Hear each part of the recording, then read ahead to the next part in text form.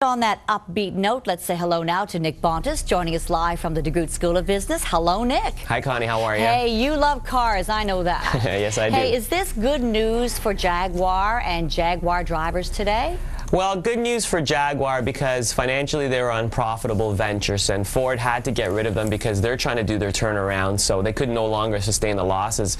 There are 13,000 Jaguar employees that work out of England, and the great news about the deal is they get to all keep their jobs now because Tata from India is going to have a very large financial infusion in that particular marketplace. So, like I said, good news for Jaguar. Now, about Jaguar drivers, this is going to be a tough one for me because Tata, a lot of people don't know a lot about that company. It's a very large industrial conglomerate. They actually manufacture trucks. Almost all the trucks on the Indian roads are made by Tata, and they make very, very cheap vehicles. So this is the first time Tata has ever actually gone into the luxury side of the car business. So I'm a little nervous about how they're going to transition from cheap cars to luxury automobiles.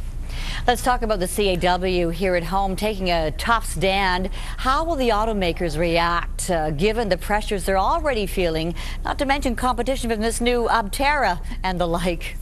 Well, I mean, this has to do a lot with wages. I mean, just to give you a little perspective, you look at the average wage coming in U.S. and Canada for, auto workers, including wages and benefits, about $77 an hour, and you compare that to some of the Asian and Far Eastern markets at $49 an hour. We're talking about a productivity difference of about 100% here.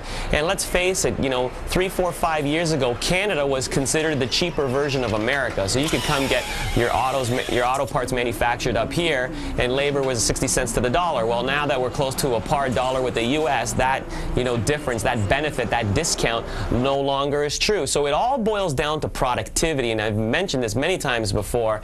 How many cars can we get out given the number of people that work on the factory floor? So in terms of the negotiations moving forward, it's not going to be just about wages, but it's going to be the type of work scheduling that's going to allow us to pump out more cars given the number of people that are working there. That could be a long, hot summer of the bargaining table there, Nick. Finally, though, a sign of hope, some positive news this spring with those retail sales numbers from January. How do we keep this momentum going? Well, I think, Connie, you're doing the perfect job. Media plays an important role when distributing positive news because it's like a psychological effect. You tell me that retail sales are going up and the economy is doing well, I feel better. I open my wallet a little bit more. So consumer confidence has a lot to do with psychology, so I'm glad that you're giving out this positive news. But from an anecdotal perspective, as a consumer myself, I also see it. I was in Florida recently for March break. I saw tons of Canadians in Florida having a good time, spending money at Disney World.